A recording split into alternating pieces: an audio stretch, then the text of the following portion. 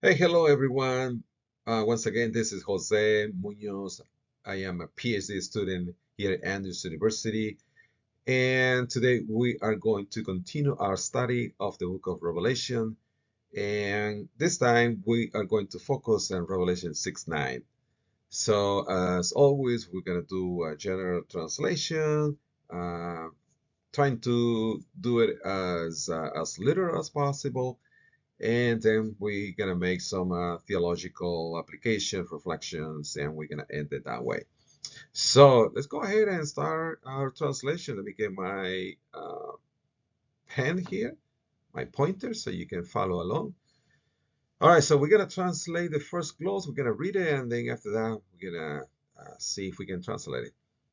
Kai hote enoisen ten penten es fragida. Okay, so the first thing you need to look for as you encounter the Greek text of the New Testament is you need to look for your subject. Now, the subject could be in the nominative. Uh, if there is nothing in the nominative in this clause, and then see, like, I just scan quickly and I don't see anything in the nominative. So the next thing is to look for the subject in the main verb. So locate your main verb. Okay, this is my main verb, enoise, and it's third person singular. This could be uh, uh, where I can find my subject if I don't see anything in the nominative. And I think this is the case here. The third person refers to the Lamb who uh, received or took the scroll from the one sitting on the throne in chapter 5. So here the Lamb is opening the another seal, and what this and then the opening of the seven seals will continue until chapter 8. So you can say then and hote. This is a temporal conjunction, and you can say meaning when, uh, and when the Lamb or Jesus or Christ, you can use or he. You can use any of those to reflect the subject. Okay, and when the Lamb opened that then so once you translate your subject, and then you translate your main verb, and then you start looking for something in the accusative, which is the case here. Ten penten is in the accusative. So, and when the Lamb opened the fifth seal, so that's clause number one. Let's go into clause number two. Idon.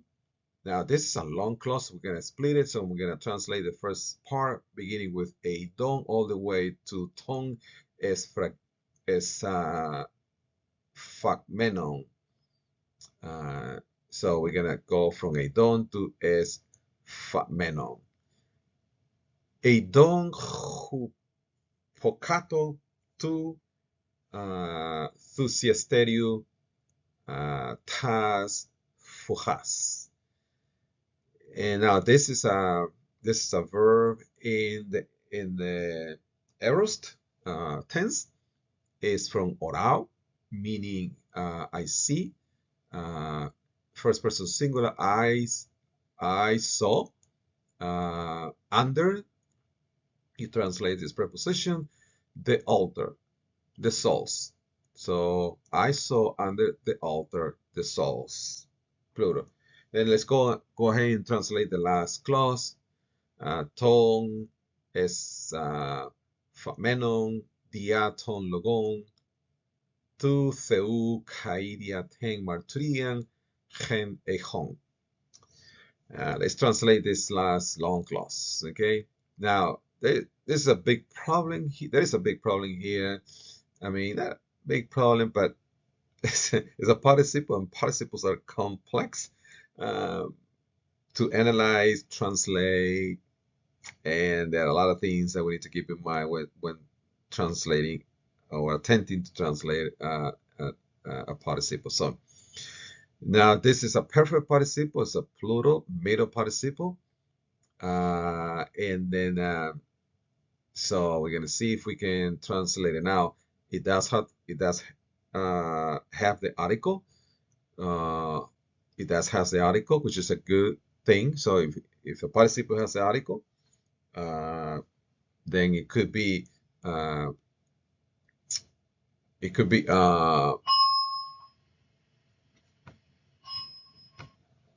it could be adjectival, or it could be functioning as a substantive, meaning it can be a substantival participle. So now if it has the article and it is connected with is modifying a substantive in the clause, uh, then it is it, it it is is behaving as an adjectival participle. But if behaving as an independent uh, substantival, uh, as a dependent substantival participle. Sorry about that. But if it is not modifying any substantive in the clause, then it's a substantival independent participle, meaning that it is just behaving as a plain substantive. Okay, so keep those things in mind as you encounter a participle with the article. So it is it's a substantival participle. Bottom line, this is a substantival participle. We can explain it more when we get to section number 2. Okay, so the souls of those. Now this is a perfect participle. You wanna use something. You wanna use a glossa that reflects somehow uh, the perfect as you translate this participle. So the souls of those who had been slain. Okay, or you can also say the souls of those who were slain. Now, the last clause is a double dia clause uh, uh, with the accusative. Remember that dia works with two cases, the genitive and accusative, with two different meanings. So this in this case, follows uh, follows the accusative. So the meaning is because of, is causative. The meaning is causative. So in this case, it would be because of the word of God, and because of the testimony. And then the last clause is which they. This is a verb in third plural, meaning to have or to hold. So which, now the other thing before we translate is this is an imperfect, which means that this is reflecting an ongoing action in the past. So when you translate this verb, make sure your glossa reflects an action that is ongoing in the past. Okay, so which they were holding. So that's pretty much the end of it. Let's do a general translation with no stopping, and then we'll end it that way. And when the Lamb opened the fifth seal, I saw under the altar the souls of those who had been slain, always were slain, because of the word of God and because of the testimony which they were holding. All right, that's pretty much it. Let's go into the next section. Okay, we are gonna continue with we're gonna be with the conjunction hote at the beginning of this clause. Now this is a temporal conjunction, but it's functional. It's functioning as an adverbal. It has an adverbal idea. Um, And as any adverb in a sentence, they add or expand the meaning of the main verb. In this case, they are expanding uh, the meaning of enoisen and the meaning of a don by adding the temporal aspect of in the clause. So it is translated when, uh, which give us the idea that the actions of the main verb uh, open uh, takes place in very close proximity to the action of the other verb a don. So when he opened the fifth seal, then I saw. So those two actions are taking place in close proximity, and the temporal conjunction having an adverbial meaning alludes to the temporal aspect of of the main verb. So I think that's pretty much what I have to say about that. Um, all right, now let's consider the article. Let me get my pointer. This article here, to Siesterion. Now, this is this to Siesterion. This is a noun. The author is articular. Now, it's really interesting that when it comes to identify the use of the article in the Greek New Testament, many times, according to, and this is what Wallace argues in his book, that the identification and, and the exegesis and therefore the theology that comes out of the exegetical analysis uh, many times is the use of the article is misused and abused. Uh, and he gives some cases, and he brings up the case of the translation of the New um, uh, King James Version. And you have to remember the King James Version is not a translation from the Greek; it's a translation from the Latin. And one of the vulnerabilities of that translation is that the Latin doesn't have uh, an use of the article. So that, with that being said, the translators of the New King James, the King James Version, got into a lot of trouble trying to translate the Greek article, and many times they mistranslated or they really loosely translated the Greek article. But one of the things that led to that problem was that they were not that familiar with the use of the Greek and nor the use of the Greek article in the New Testament, since their translation was mostly based from the Latin, the Vulgate. And for example, in Matthew 5:1, the King James Version says, translate from the Greek tohoros. They translate it as a mountain, but the translators of the Greek New Testament made that correction, and they argued that the translation should be that mountain, the mountain that is just in view. The same thing with in John 4:27, when the translators of the King James Version in John 27 translate from the phrase meta gunaikos, uh, the woman, and the Greek New Testament translator correct that translation, and they argue that is is not that woman, is a woman.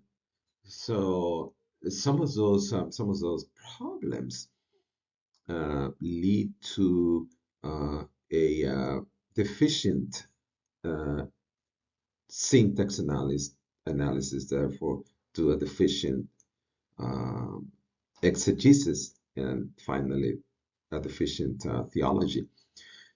However, the use of the article, the Greek article, is so rich, and the article in the Greek New Testament is all sorry, uh, is always full of meaning, and is never meaningless.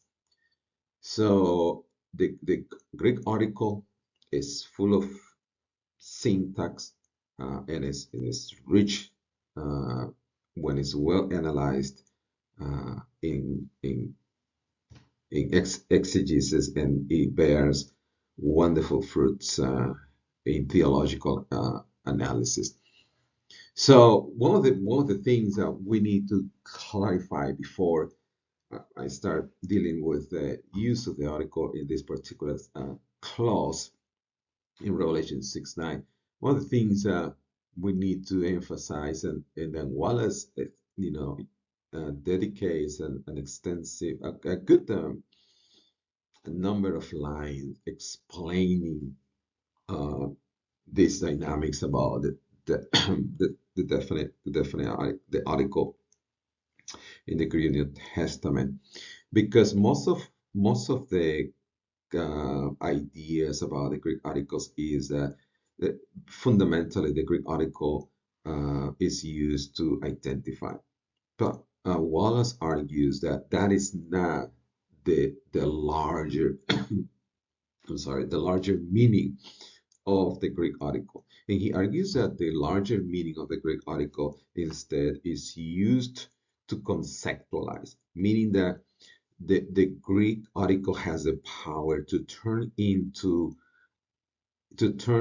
a concept, to turn into into an entity, any part of the speech, any part of the speech, especially nouns.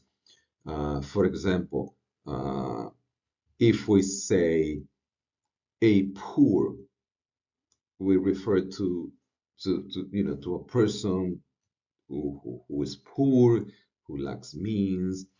But if we add the definite article and we say the poor, then we're not emphasizing a particular person who is poor, but we're rather emphasizing the entity of being poor, the concept of being poor. And that is uh, the beauty of the definite article in the Greek New Testament. So with all of that being said, uh, and I just want to repeat this one more time because I think it's critical uh, that the main or the broader function of the Greek article is not to identify. Uh, you can even identify any noun without the use of the definite article. So you don't need the definite article to identify, to make something definite. For example, proper names. If uh, we find if you say a Paul, or you said the Paul, uh, well, you really don't need a definite article to identify Paul because Paul is a proper name. Uh, However, many times in the Greek New Testament, uh, proper names are preceded by the definite article. But in those cases, uh, the idea is to emphasize something else. Uh, in that you're gonna have to look at the context to determine what is it that the definite article and the author is trying to emphasize with the use of the definite article preceding a proper name. So the idea then, just to summarize this and moving to the syntax analysis, is that the main idea of the definite article in the New Testament is not to identify, but to conceptualize, to turn into an entity, any part of the speech, noun, whatever that might be, turn that into a concept, an entity. And that is critical in the interpretation of the definite article in the Greek New Testament. So keep that in mind as we continue uh, to study this magnificent piece of in the from the Greek grammar. All right, so let's move into the analysis of this article here. So we find the word thusiasterion. Now, this is the word for altar.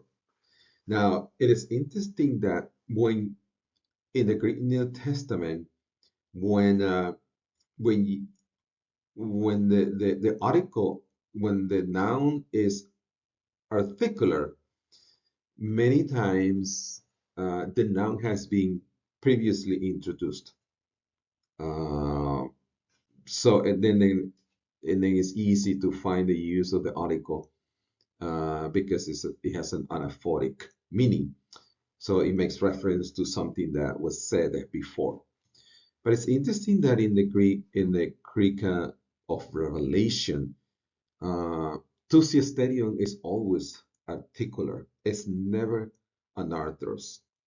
And that is a little bit challenging um, because because it's difficult to pinpoint just by the use of the syntax, the identification of the author. Most of the time, in the four cases in which thusiasterion occurs in the Greek of the book of Revelation, and as you say, all the times that the word that thusiasterion occurs in the book of Revelation is articular. So the syntax by itself needs the help of the context to identify more plainly which author the author is referring to. So thusiasterion, uh, remember to to take into consideration the context, not only the syntax. But let me give you a few ideas about the use of the syntax here and the possibilities. One of the possibilities for the use, for the specific use of this definite article to thusiasterion, it cannot be anaphoric because thusiasterion has not been introduced before uh, as an anarthrous noun. So that one, that use, specific use, is just impossible. Okay, so uh, the other one that could be possible is the is for us to say that this is a thusiasterion that is well known by the audience and is well known by the author or the writer of the book of Revelation. Now, if that is the case, then the use of the article then could be justified because it's well known. So we have a nuance uh, in the list of uses that wanna list uh, for this kind of articles, and that is the celebrity article or the well-known article. So we can we can probably say that this article here is functioning as a celebrity article. Now, in the rest of the cases in which thusias- thusiasterion occurs in the Greek of the book of Revelation, is also articulate. But once again, it's a context that help us determine the identification of this particular symbolism. So thusiasterion in this case, uh, I will say alludes to a noun, an author that is well known. Therefore, I can argue that it has the use of the usage of the article is a celebrity article because this author is well known.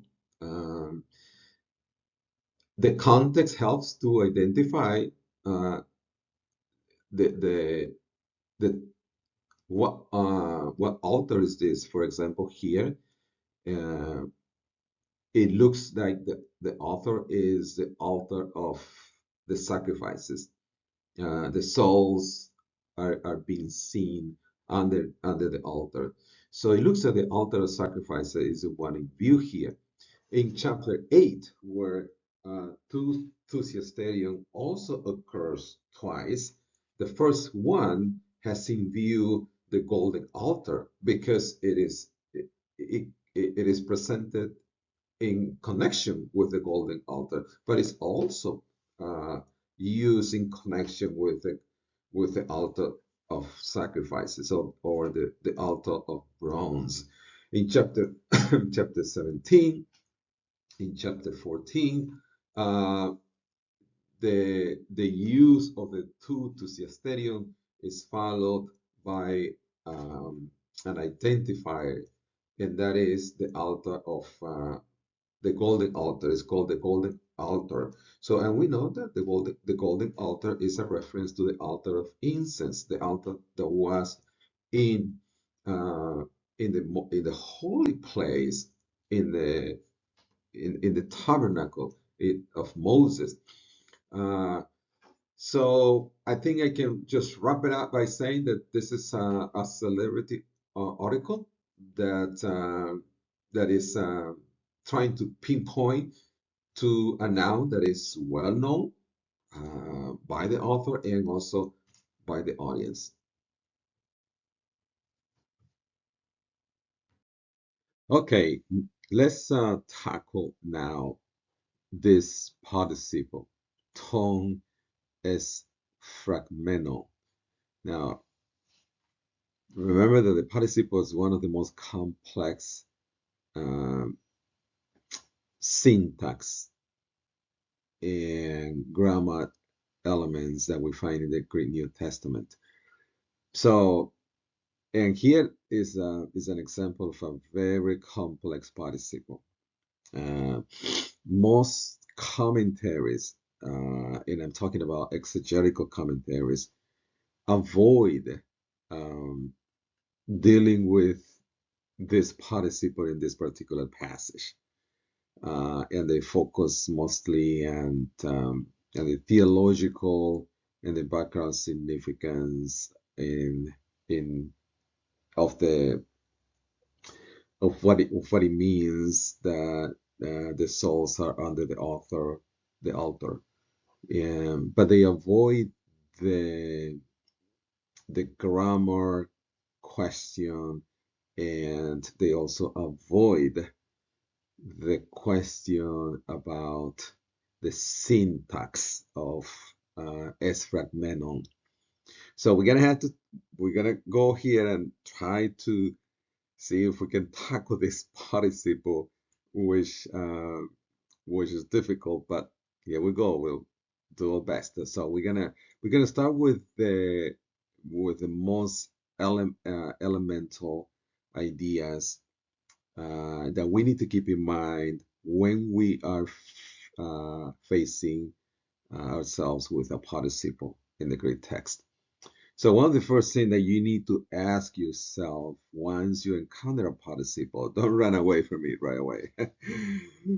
One of the first things you need to see, search for is, does the participle have the article? Okay, that's one of the critical questions you need to ask yourself. In this case, this participle has the article right here. So there is a genitive participle. It's a genitive article plural. So they were slain. They have been slain. Now the tense of the participle is perfect tense, a perfect tense. So let's focus on the article. So the participle has the article. So once you answer that question, whether or not the participle has the article, and then you move into narrowing the use of this specific participle. Uh, so since the participle has the article, so the next what that indicates is that this participle is a adjectival participle. So this participle is behaving here as an adjective. So when the participle has an article, when it is articular, the participle most likely is behaving as as an adjective. When it doesn't have the article, okay, and then it can be behaving as an adjective, or most likely it is going to be an adverbial participle. Okay, so two things to keep in mind when you face or encounter participles in the Greek New Testament. Ask the question, does he have the article? If it does have the article, then it is going to behave as an adjective. This is going to be an adjectival participle. If it doesn't have the article, then it's going to behave maybe as an adjectival and emphasizes was, but most likely as an adverbial participle. So you're going to have to treat it as a verb, as a finite verb. Now, if we determine then that this participle is an adjectival participle due to the presence of the article, and then we're gonna have to ask ourselves, is it a dependent participle or is it an independent participle? Those are the two next things that you need to figure out when you're trying to define the meaning or engaging in defining the meaning of any participle in the Greek text. So is it a dependent participle or is it an independent participle? If it is a dependent participle, then that means that this participle in the genitive is modifying a noun or any other part of the speech, which is also in the genitive. So you need to search within the vicinity of this participle whether or not this participle is modifying a noun. Now, if it is modifying a noun, since this participle is in the genitive, it has to be modifying a noun that is in the genitive. Now, this immediate noun who has is in the accusative, so it's not modifying uh, who has, but this noun here, thusiasterio, is in the genitive. So it may be modifying, although it's a little farther away from the genitive, it might be modifying the thusiasterium. So those who who have been slain are under the altar of the vision that Jan is contemplating. So and and although it is a little further away from the participle, from the adjectival participle, Greek text doesn't concern so much about word order, uh, but inflection. So these two are in the genitive. So I will say that the this participle in the genitive is modifying to stereo, who is also in the genitive. All right. Now, since we have determined that if it wouldn't have any article, and then it would be a substantival participle, meaning that it's just functioning as an independent um, substantive, and you should treat it as such. It's totally isolated from everything else. There is nothing. There is nothing that is connecting it with any other noun in the context.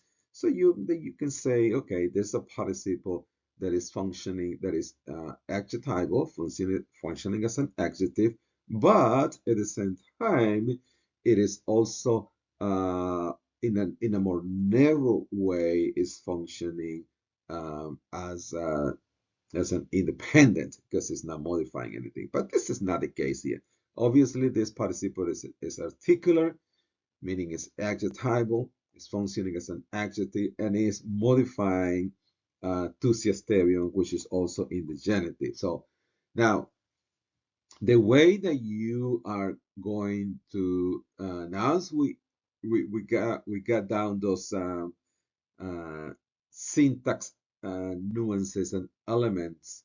And then we're gonna have to we move into translating this participle. So since we have determined that this is an adverbial participle who is dependent, so you're gonna translate it as a relative clause. Those who blah blah blah, and then you translate the participle as a finite verb. So those who have been. Now, the have been is coming from the tense of the participle. And the tense of the participle is in the perfect tense.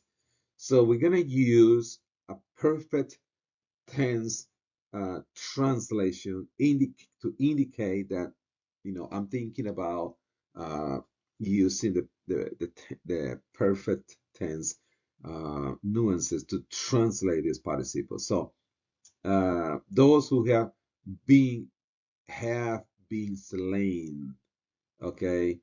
Uh, so now, um,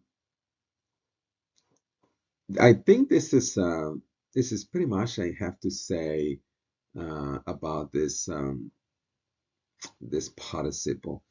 So yeah, I think that's pretty much it. In conclusion, this is an adverbial participle because it has an article. So it is functioning as but I'm sorry, it's an adjectival participle. It has an article. It is articular, so it's functioning as an adjective.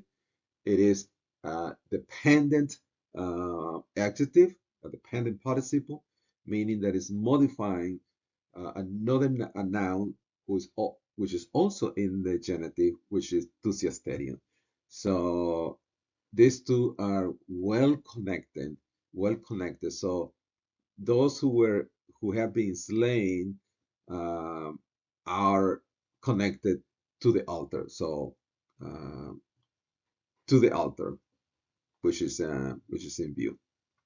Alrighty, I think that's pretty much it, and we're gonna move into the next syntax nuance.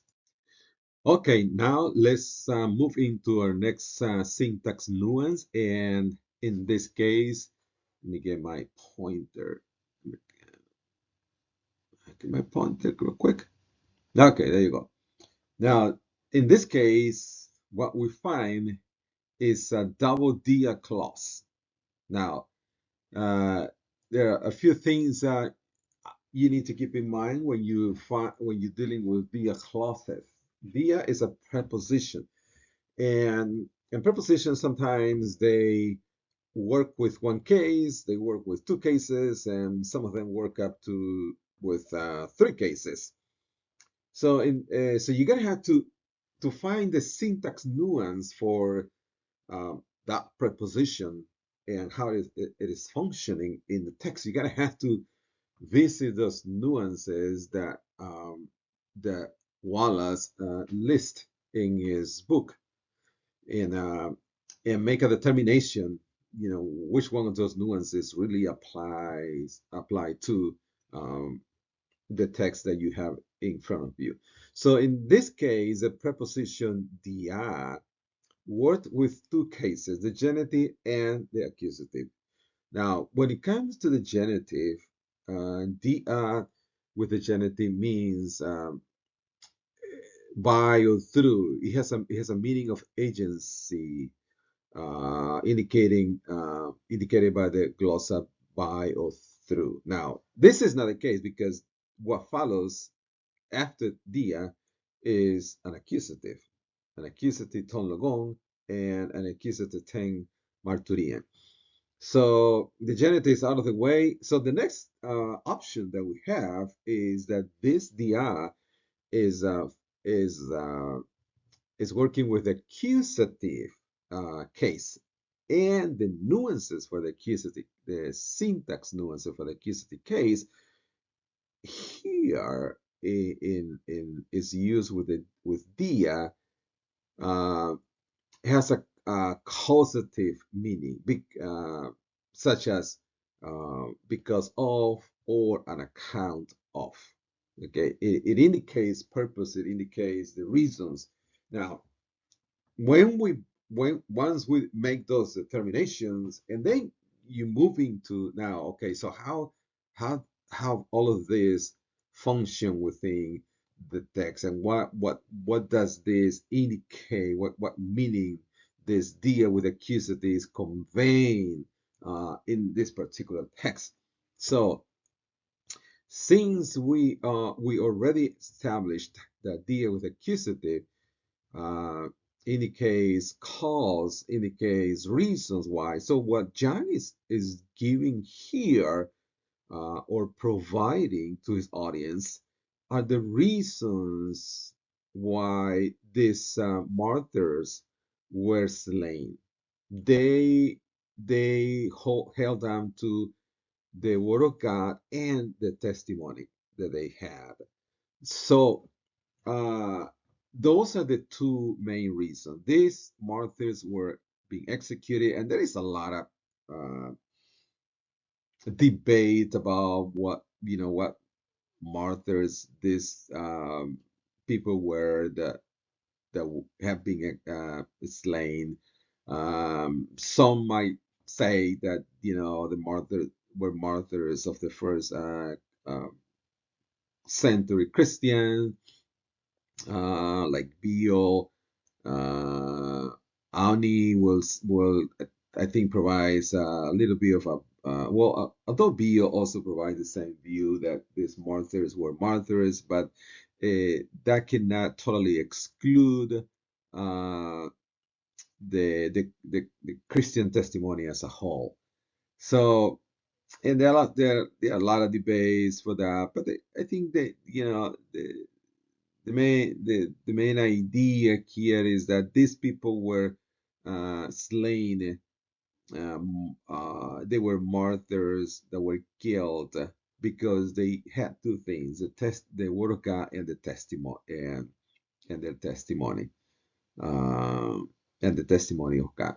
So those are the reasons why these people were executed. They didn't run away from religious persecution, from oppression. They face off those oppression, those who were persecuting them with valor and determination, and they were slain. They were killed um, because of the word of God, and because of the testimony. So very significant description of fidelity and faithfulness. um, which can be a great lesson for us today. Um, do we usually run from challenges, small or big? We confront them. Um, Although we might not be facing religious persecution to the point of being a threat to our own lives. But this is something to think about. If you're a follower of Christ, you might be facing the same situation that these martyrs were faced with, to the point that they were slain because of God, because of the word of God and the testimony. So keep that in mind. I think that's all I have to say about this, and let's go into the next one. Okay, now let's go and finish our syntax analysis for today. Let me go and get my pen. And okay, there you go. Here it is. And finish with the word a home. Okay, now this is an imperfect tense, first plural. Okay, uh, in the indicative. Um, so one of the general idea of the imperfect is that it communicates or describes an action that uh, is taking place in the past. It's a continuous action in the past. That's the general idea for the imperfect. Now, if you don't know any other Greek, and then you can, you still can use a powerful statement, when you're preaching from the perspective of an imperfect. In whatever you are explaining, you can insert the idea that, okay, so this is an action that is ongoing in the past. It describes a continuous action in the past. So what's the significance of that? It depends on what kind of text do you have in front of you, or the text that you are analyzing. But it can be very meaningful just to use that general nuance of the imperfect in you on preaching or teaching, if you don't want to go deeper into the Greek. But we're gonna go a little deeper into the Greek. We're gonna see, how we can determine a more nuanced syntax of a home, and then we gonna see if we can draw some theological insights from that analysis. Okay, so with that being said, there are a couple of options that we can entertain. The first option would be the idea that this imperfect is an interactive imperfect. An interactive imperfect, meaning that this is an imperfect according to Wallace, that occurs in the past. It's an action that it is ongoing in the past, but it takes place in intervals. Okay, and the intervals are shorter. So, for example, when John was baptizing, Matthew describes the action of being baptized, as an action that took place in shorter intervals. So he didn't keep baptizing without stopping. So he baptized, he stopped. He baptized, he stopped. He baptized, he stopped. So it was a continuous action in the past, but it was done in intervals within a shorter span of time. That's basic explanation. So the second now, if let's take that little explanation of this syntax and then apply it to this particular passage to see if it makes sense. That's the other thing. Sometimes when you have your syntax all, figured out, and then you try to apply it to the text, and it really doesn't fit the text. So you kind of feel that you need to go back to square one. So let's see what happens. So if we say that this a home determines an action that describes those who have been slain as holding the word of God and the testimony of God. Uh, so we are saying that they held the testimony of God and they held the word of God in intervals, in short intervals. Like, there was a time when they held it, both of them, the word of God and the testimony of God, and they stopped, and then they continued, and then they stopped. Then you know you might have your your uh, syntax analysis uh, correct, but the theology might sound a little off. So let's see if we can try to figure out another nuance for this kind of imperfect. So let's talk about the customary imperfect. Now, when it comes to the customary imperfect, well, as indicates that this has a big difference with the interactive imperfect. In the customary imperfect, the action takes place in a longer period, within a longer period of time, and it's an action that takes place regularly. It's not an action that takes place in intervals like the interactive. The customary describes an action in which the subject is used to perform, execute that action, and that action happens within longer period of time. Now, with that being said, if we now try to see how this syntax meaning can be applied to the Greek text that we have, then we gonna have to say that yes, these martyrs they they were being slain. They were slain uh, while they were holding the testimony of Jesus and the testimony of God and the word of God. So this is not something that they did it in occasions. Uh, this was something that they showed throughout their lives. They were used to give this testimony uh, and to hold on to the word of God. So the word of God and their testimony, it was something that was intrinsically connected with them at all time. And they were part of those two elements were part of their lives at all times. So this could fix more appropriately the context and especially when you bring into consideration slain enthusiasterion. They were, the martyrs were slain under the altar. The soul were under the altar. The souls that were slain.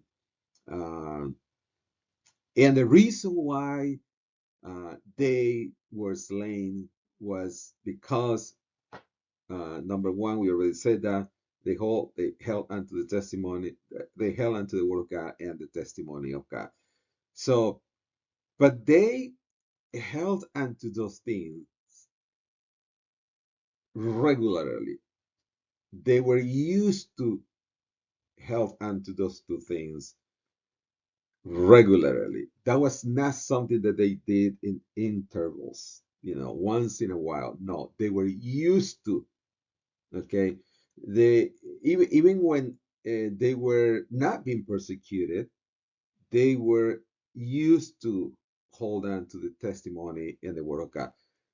Now, obviously, the time that John is the time that John is describing here and the actions that John is describing here are persecuting actions, and these are persecuting times that the believers, the faithful